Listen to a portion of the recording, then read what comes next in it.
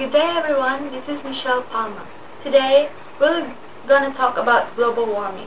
So what is global warming? According to my readings, it is a gradual increase in the overall temperature of the Earth's atmosphere, generally attributed to the greenhouse effect caused by increased levels of carbon dioxide, CFCs, and other pollutants.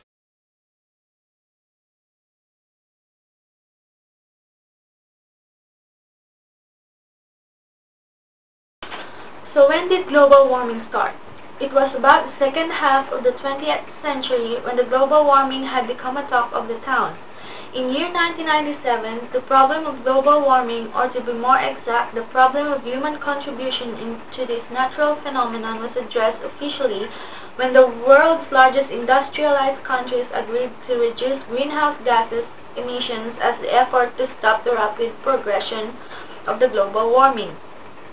This treaty entered the history as the Kyoto Protocol, and it started the era of wide recognition of the global warming and development of various means to slow it down, such as development and implementation of alternative energy sources to substitute old fossil fuels, which are claimed to be the major culprits of global warming. Many experts are now arguing about what's the real cause of global warming. Some of them said it's natural, but some of them says it's because of us.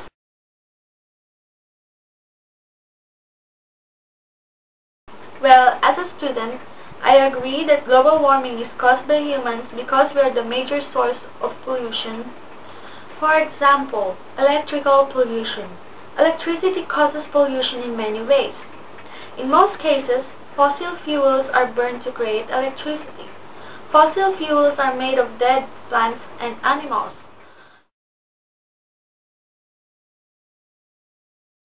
For example, electrical pollution. Electricity causes pollution in many ways. In most cases, fossil fuels are burned to create electricity. Fossil fuels are made of dead plants and animals. Some examples of fossil fuels are oil and petroleum. Many pollutants or chemicals that pollute the air, water, and land are sent into the air when fossil fuels are burned. Some of these chemicals are called greenhouse gases. Okay, I'll give you a few examples of using electricity and polluting the air. Watching TV, listening to a stereo, washing or drying clothes, using a hair dryer, riding in a car, heating a meal in the microwave, using an air conditioner, playing a video game, and using a dishwasher. I'm not saying that you're not allowed in using these things, but I'm suggesting that you must discipline yourself in using them. If you think of how many times a day you do these things, it's a lot. You even have to add how many people do these things. That turns out a lot of pollutants going into the air because of people like us using too much electricity.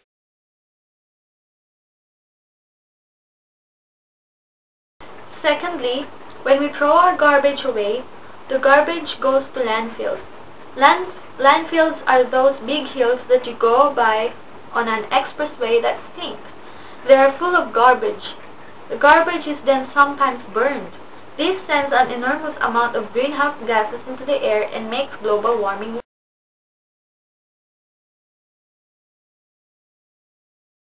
Thirdly is deforestation, or burning and removing vegetation.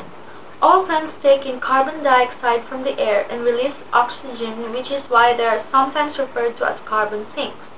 This process is called photosynthesis. When land is cleared and trees or vegetation removed or burnt, the stored carbon is converted back into carbon dioxide.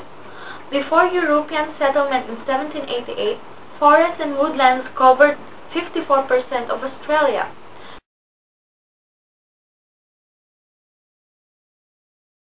This has now been reduced to 42%, mainly through land clearing. Big change, isn't it?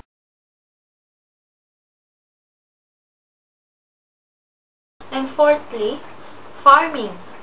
Animals, particularly sheep and cattle, produce large amounts of methane. Some fertilizers also release nitrous oxide, which is also greenhouse gas. And industry. Many industrial processes such as cement production, liquid natural gas production, and coal mining produce or emit a variety of greenhouse gas. That's bad, isn't it? What are the effects of greenhouse gases or greenhouse effect or global warming to us? Researchers believe that global warming is already responsible for some 150,000 deaths each year around the world and fear that the number may well double by 2030, even if we start getting serious about emissions reduction today. Besides killing people, global warming also contributes to some 5 million human illnesses every year, and researchers found that it includes speeding the spread of infectious diseases such as malaria and dengue fever, creating conditions that lead to potentially fatal nutrition and diarrhea, and increasing the frequency of severity of heat waves, floods, and other weather-related disasters. So in animals, behavioral changes endanger whole food chains. For example, some hibernating animals have been observed to wake up earlier or to stop hibernating altogether. These animals require food when they are awake, and this need to eat endangers and animals since the food may not be there. It also puts them in competition with other species in need of the same scarce food resources. See? Some scientists predict as many as a third of all species will become extinct by 2050. In plants, trees and other plants help keep the planet cool, but rising levels of carbon dioxide in the atmosphere are turning down this global air conditioner. According to a new study by researchers at the Carnegie Institution for Science, in some regions, more than a quarter of the global warming from increased carbon dioxide is due to its direct impact on vegetation. Finally, in the environment, hurricanes and other storms are likely to become stronger. Floods and droughts will become more common. Ecosystems will change. Some species will move farther north or become more successful. Others won't be able to move and could become extinct.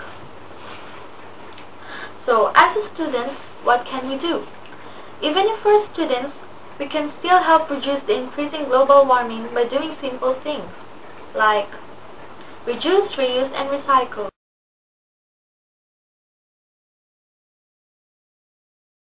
Do your part to reduce waste by choosing reusable products instead of disposables. Buying products with minimal packaging, including the economy size when that makes sense for you, will help to reduce waste. And whenever you can recycle paper, plastic, newspaper, glass, and aluminum cans. If there isn't a recycling program at your workplace, then start it. Secondly, drive less and drive smart. If you're driving, less driving means fewer emissions.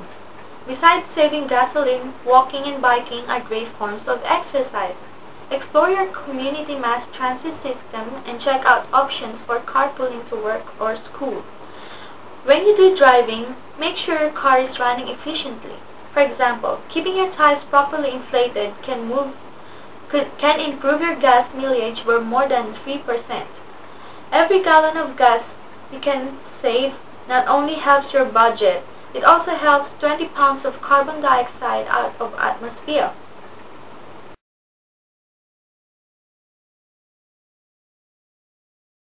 Use less hot water. Set your water heater at 120 degrees to save energy and wrap it in an insulating blanket if it's more than 5 years old. Buy low-flow shower heads to save hot water and about 350 pounds of carbon dioxide yearly. Wash your clothes in warm or cold water to reduce your use of hot water and the energy required to produce it.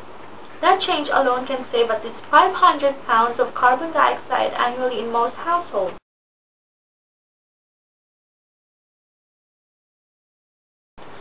Use the energy-saving settings on your dishwasher and let the dishes air dry.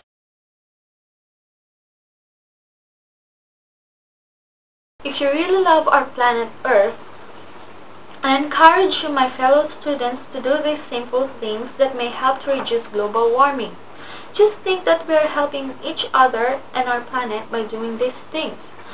But if you don't have any environmental programs in your school, home, and whatever, it's your time to organize it. Go, we can do it, even if we're only young students. So yeah,